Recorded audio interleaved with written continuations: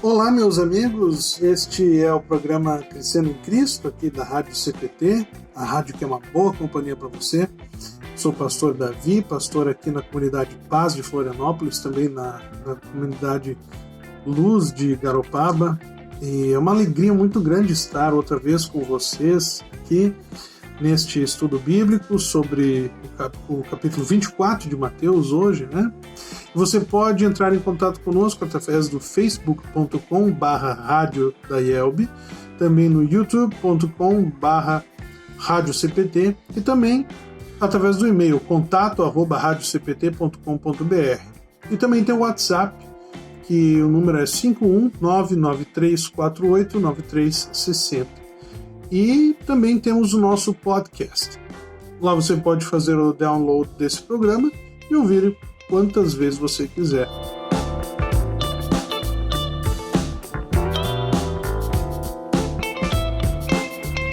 E nós temos o capítulo 24 de Mateus, que é o grande texto apocalíptico do Evangelho de Mateus. E a palavra apocalipse, às vezes a gente associa ela a fim do mundo, mas o que ela significa em grego é revelação. É uma grande revelação, então vai ser revelado. Então, enquanto muitas pessoas às vezes dizem assim, mas a Bíblia é um livro tão antigo, as coisas que foram escritas lá são tão antigas. É uma pessoa que realmente não conhece o texto bíblico que fala isso, que nunca leu direito a Bíblia. Porque grande parte de coisas que estão escritas na Bíblia, assim, não é a maior parte, mas uma boa parte de coisas que estão escritas na Bíblia, de alguns profetas, principalmente Daniel no Antigo Testamento, né, esse trecho aqui do livro de Mateus, e principalmente o livro de Apocalipse, grande parte das coisas na Bíblia que está escrita nem aconteceu ainda. São coisas que ainda estão para acontecer, que nós ainda estamos esperando que aconteça. Então, são coisas que estão por vir. Então, é um livro sempre muito atual, a Bíblia, né?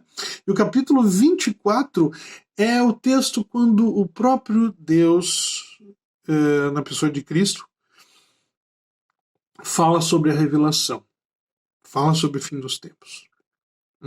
Eu vou ler um pedacinho para vocês aqui, do começo, os primeiros versículos. Eu estou usando a Bíblia Almeida, revista e atualizada. Você pode usar a versão que quiser.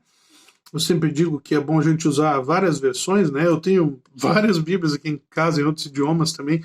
Gosto de ler em alemão, em inglês também, em espanhol, para ver a outra...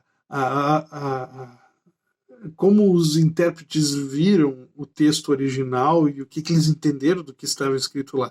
Nós temos várias versões em português, né? E hoje você pode no seu celular ter várias versões e baixar, né? E no capítulo 24 de Mateus nós temos o seguinte: tendo Jesus saído do templo, ia se retirando, quando se aproximaram dele os seus discípulos, para lhe mostrar as construções do templo. Ele, porém, lhes disse: não vedes tudo isto? Verdade vos digo que não ficará aqui pedra sobre pedra que não seja derribada. O princípio das dores. No Monte das Oliveiras achava-se Jesus assentado. Quando se aproximaram dele os discípulos em particular, e lhe pediram: dize-nos quando sucederão estas coisas, e que sinal haverá da tua vinda e da consumação do século. E ele lhes respondeu: vede que ninguém se engane, porque virão muitos em meu nome dizendo, eu sou o Cristo, e enganarão a muitos. Em verdade ouvireis falar de guerras e rumores de guerras. Vede, não vos assusteis, porque é necessário assim acontecer, mas ainda não é o fim. Porquanto se levantará nação contra nação, reino contra reino, e haverá fomes e terremotos em vários lugares. Porém, tudo isto é o princípio das dores. Então, sereis atribulados e vos matarão. Sereis odiados de todas as nações por causa do meu nome. Nesse tempo, muitos hão de se escandalizar, trair e odiar uns aos outros. Levantar-se-ão muitos falsos profetas e enganarão a muitos. E por se multiplicar a iniquidade, o amor se esfriará de quase todos. Aquele, porém, que perseverar até o fim, esse será salvo. E será pregado este evangelho do reino por todo o mundo para testemunho a todas as nações. Então virá o fim. Esses primeiros versículos mostram uma coisa assim que a gente poderia dizer assim. E aliás já me perguntaram sobre isso também, né? E disse assim, pastor, todas essas coisas que estão acontecendo hoje, né? E coisas que dizem aqui nessa profecia que nós lemos aqui, alguns já me disseram assim, essas coisas todas aí já aconteceram na história da humanidade, e acontece o tempo todo. O que tem de tão extraordinário nessa leitura, né? Porque diz assim, muitos virão em meu nome dizendo eu sou o Cristo e enganarão a muitos, né? Isso aconteceu até no tempo de Jesus. Os discípulos que estavam ali, desculpa, que estavam ali com Jesus, os discípulos mesmo viram várias pessoas que falavam e diziam estar falando em nome de Cristo, né? E depois, cada vez mais apareceram pessoas que diziam falar em nome de Deus e não estão, né? Hoje tem até alguns bem absurdos, né? A gente vai ver o Henri Cristo, já viram? O Henri Cristo chega a ser absurdo, né? Ele diz que é o próprio Jesus, né? E impressionante, engana muitas pessoas. Tem muitas pessoas que seguem a ele e pensam que ele é Jesus, né? Mas, no versículo 6 fala, guerras e rumores de guerra. Isso sempre aconteceu, né? Não vos assusteis e tal. Ainda não é o fim. Se levantará nação contra nação. Isso sempre aconteceu, reino contra reino, né? E tudo isso é o princípio das dores. Então sereis atribulados e vos matarão. Sereis odiados todas as nações por causa do meu nome. Ora, cristãos, a primeira coisa que aconteceu com os cristãos quando começou a igreja cristã, antes de que Constantino, que foi um imperador romano, permitir que se fizesse cultos e se tivesse a fé cristã em público, antes disso acontecer, vários cristãos foram mortos e, principalmente no período que foi construído o Coliseu, eles precisavam de atrações para colocar lá, né? Então colocavam os cristãos lá para lutar contra leões e infelizmente, né, eles eram colocados lá para servir de divertimento para os outros. E eles tinham que vencer os leões, enfim, né, e sobreviver. E era proibido a fé cristã, eles tinham que se reunir em catacumbas, né, nos esgotos, enfim. Então é uma coisa incrível a maneira, se nós olharmos para o começo da fé cristã, e que muitos hoje dizem assim, olha, mas tinha que ter uma coisa interessante, porque os cultos tinha que ser um espetáculo maior, atrair mais gente e tal. Que grande atração, que grande espetáculo tinha em se reunir nos esgotos, em ser perseguido por leões, certo? Então, às vezes, as pessoas focam tanto no sentimento e coisa, mas sempre foi a fé o mais importante, sempre foi Jesus o mais importante, a fé no Salvador Jesus. É legal, a gente tem que. Pô, eu sou músico, eu quero que o culto seja cada vez mais musical, mais lindo, né? Eu gosto de uma coisa bem. Mas não é esse o foco, não é, nunca deve ser esse o foco. Né? A aparência não é o foco. O foco é a fé cristã. E cristãos foram perseguidos naquela época, são perseguidos hoje ainda em muitos países, principalmente no Oriente Médio, e todos sabem disso. Mas você pode até dizer, mas no nosso país isso não acontece. Mas você nunca foi ridicularizado por causa da sua fé? Nunca tiraram um sarro de você por causa da sua fé? Com certeza. Pode ter certeza. Principalmente se você já esteve em algum meio público, acadêmico, talvez uma universidade, alguma coisa assim, é muito comum, certo? As pessoas. É uma perseguição que não atenta contra a sua vida, mas contra a sua moral, contra a sua fé, e enfim.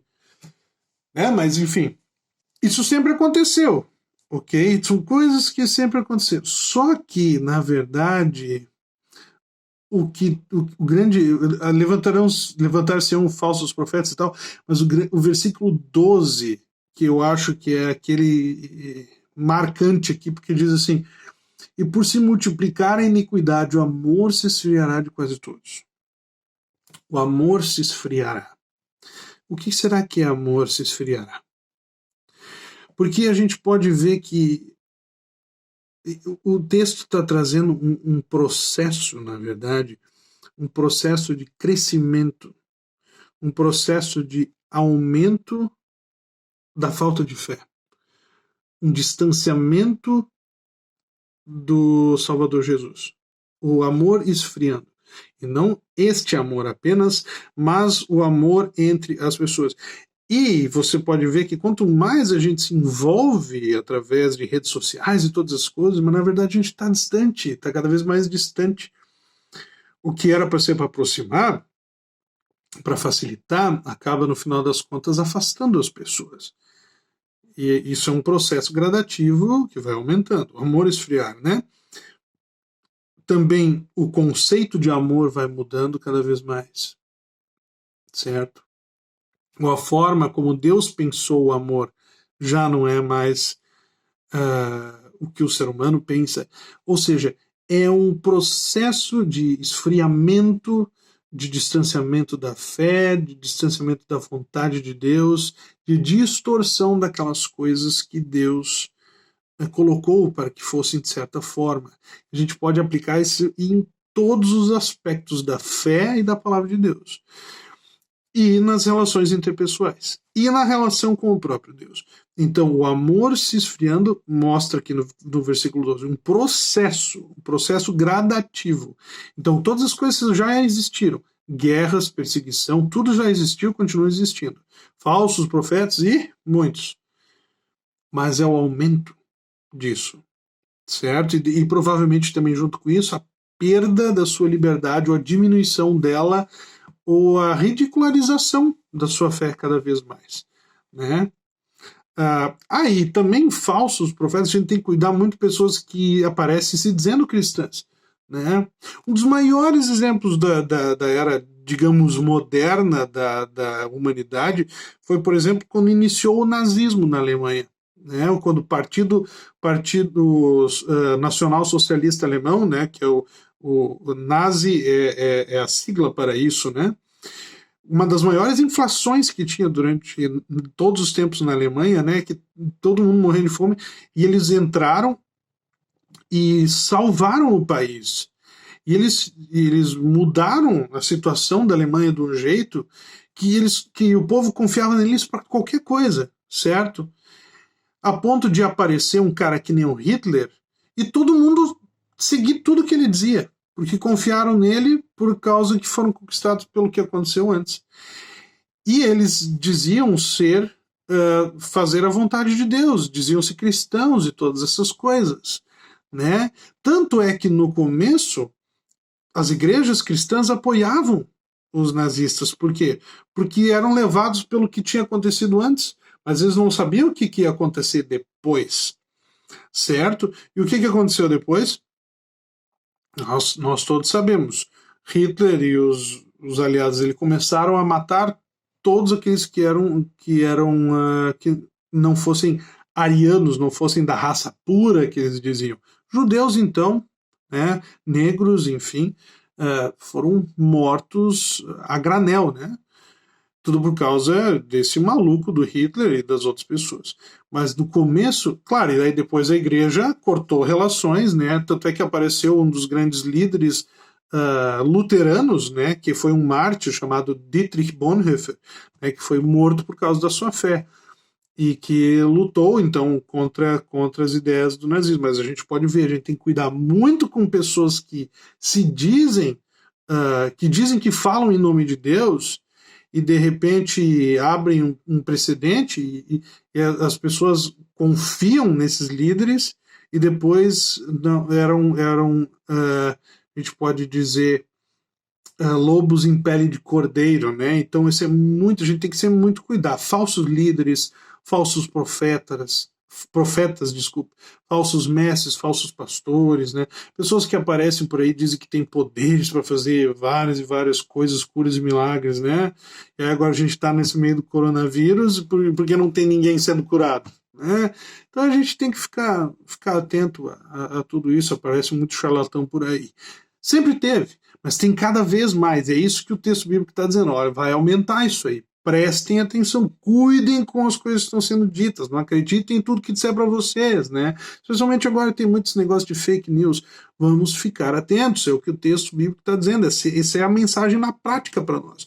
Vamos cuidar com as coisas que estão sendo ditas para nós. Vamos cuidar com as coisas que estão sendo transmitidas para nós. Vamos abrir os olhos, abrir os ouvidos. Cuidado com o julgamento precipitado. Cuidado quando você vai se expor na sua rede social, o que você vai dizer.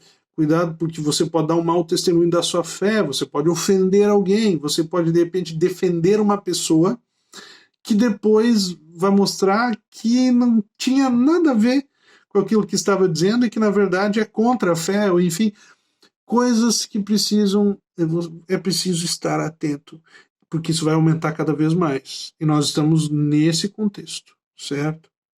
E aí vem o versículo 13, que eu acho que é o grande evangelho para nós no meio de tudo isso. Que diz assim: aquele, porém, que perseverar até o fim, este será salvo. Certo? E será pregado este evangelho do reino por todo o mundo para testemunho a todas as nações, então virá o fim. Então a promessa de Jesus de que a sua palavra será pregada pelo mundo todo. Tá? Que na verdade é uma das tarefas que ele deu aos discípulos, e de fazer discípulos de todas as nações, batizando-os em nome do Pai, do Filho e do Espírito Santo, e ensinando. Jesus diz batizando e ensinando. Tem gente que diz que tem que ensinar primeiro para depois batizar. Jesus fala uma ordem diferente, né? Enfim. Mas essa é uma outra discussão, né? Quando a gente falar sobre batismo. Mas Jesus está dizendo: ensine a palavra e batizem, né? Ou batizem e ensinem a palavra. Enfim. E aí Jesus vai citar o profeta Daniel, aqui nos versículos 15 a 26 também, né? Vai falar sobre o período da tribulação. E é interessante que, como a maneira, como assim em Isaías também e quando as profecias vêm e os profetas, temos o próprio Jesus quando traz profecias, coisas sobre o futuro, ele fala de coisas do fim dos tempos, ele fala de coisas que vão acontecer com ele logo ali adiante, ele fala coisas que vão acontecer com o povo judeu logo ali depois. A gente pode ver aqui no meio do texto, Jesus falando sobre o período que depois a gente pode identificar também, né? Quando os judeus tiveram a cidade sitiada, né? Quando os romanos dominaram, enfim. São várias coisas que tem profecias que são para ele enquanto ele está em vida, de como ele vai morrer, de como ele vai ressuscitar, o que vai acontecer. Às vezes coisas sobre o povo judeu ali na frente, né? E coisas do fim do mundo já, no final do julgamento, quando voltar, né? E ele fala muito nesse texto todo do capítulo 14 sobre sinais. A gente é para observar os sinais, as coisas que estão acontecendo, certo? Nos capítulos 32 em diante, por exemplo, né? A gente vai poder falar, e tem esses exemplos que ele dá, né? Ele fala da figueira, que quando os ramos se renovam e as folhas brotam, você sabe que está próximo o verão. Então são coisas que acontecem, são sinais que mostram para vocês. O verão está chegando, não é mesmo? Assim como ele aí fala do dilúvio também, né, dos sinais antes do dilúvio, que os anjos não sabem, ninguém sabe, apenas o próprio Deus sabe, né? E ele fala, nem o filho do homem, ele enquanto homem, enquanto ser humano, não sabe. Óbvio que ele como Deus sabe, mas enquanto ser humano não sabe, né? E aí fala bastante sobre a questão da hora, né? Se você soubesse a hora que vira o ladrão, ia se preparar para se proteger, né? Então, assim, a gente pode observar que Jesus diz assim: vocês observem os sinais, o fim está próximo, vocês vão saber quando está chegando o final, mas não vou dizer o dia exato para vocês. E isso é muito claro. Se nós soubéssemos, se as pessoas soubessem o dia da morte, ia ser um caos, porque ia ficar triste quando chegasse perto da hora da morte. Ou ia querer aproveitar a vida, fazer tudo que nunca fez, para se arrepender, ou enfim, sabe? E as pessoas iam ficar malucas. Então, por misericórdia, Deus não diz a hora da nossa morte, nem a hora do fim do mundo, para proteger a nós de nós mesmos. Mas ele diz, ó, vai ter sinais, vocês vão poder observar e saber que está próximo o fim do mundo, certo? Então observe, quanto mais vai aumentando a falta de amor, né, vocês vão poder observar isso. Mas é linda a maneira como Jesus fala isso aqui.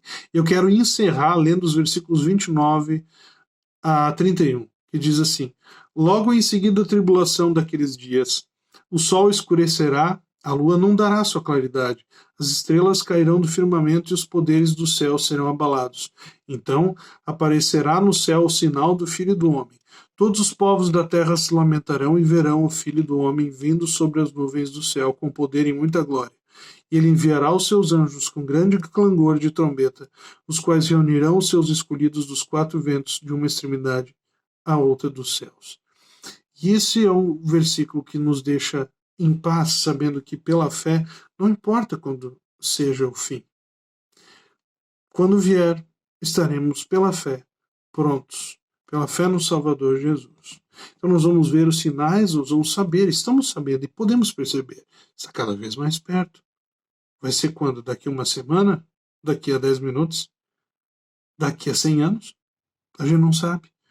Mas pela fé em Jesus Cristo, estamos sempre prontos. Porque como diz o versículo 13, aquele, porém, que perseverar até o fim, esse será salvo. Que Deus permita que possamos nós perseverar firmes na fé no Salvador Jesus até o fim e que não nos deixemos enganar por falsos mestres, profetas, por falsas ideologias. Vamos ficar sempre firmes na fé no Salvador Jesus até o fim e seremos salvos.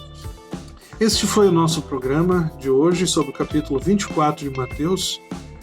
Continuem conosco estudando. Amanhã volta, o próximo capítulo de Mateus. E até lá, então, fiquem com Deus. Até a próxima. Tchau.